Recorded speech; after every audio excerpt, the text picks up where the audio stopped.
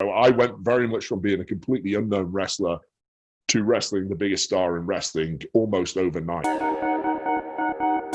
So we came in a week later after I'd won this competition, and they had this master plan of putting me and the other guys who'd been cut from the competition in this kind of upstart group that would come and attack everybody. And they called us the Nexus. And what we did was we would come down to the ring, we would smash the ring up, we would tear the ropes down, we would beat up anyone near us. We were basically a gang of hooligans, essentially. And very quickly, they put me into an angle with the #1 star at the time. It was John Cena, who was, if people don't watch nowadays, he's basically, or was basically, the modern day Hulk Hogan. So he was the #1 good guy and most popular guy in wrestling. So I went very much from being a completely unknown wrestler to wrestling the biggest star in wrestling almost overnight. So that was an insane jump to go from being no one knows who you are to being the guy who's kind of the biggest bad guy in wrestling for this period of time. So yeah, that was wild.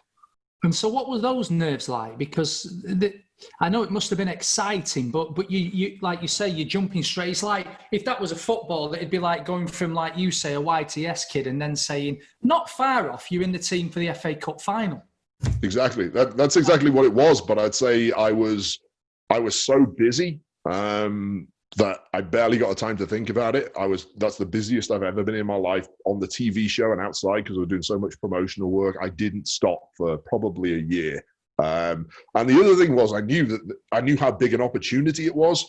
So me sitting there panicking and being terrified that, I'm not quite ready for this. It wasn't going to come again. If I didn't take it then, it was never coming again. So there was an element of me faking it and faking my confidence at that point. Inside, I was absolutely terrified at points because I was an unknown quantity. I was certainly not wrestling at the level of a John Cena who'd had massive amounts of experience at that point. And yeah, definitely very nervous, but I also, on the other hand, appreciated how fortunate I was to get this opportunity at this point in my career, because most guys would have killed for it. So I was like, okay, I'm not going to mess this up. I'm just going to keep going. If I'm nervous, forget about it. I've got to keep focusing on this and delivering.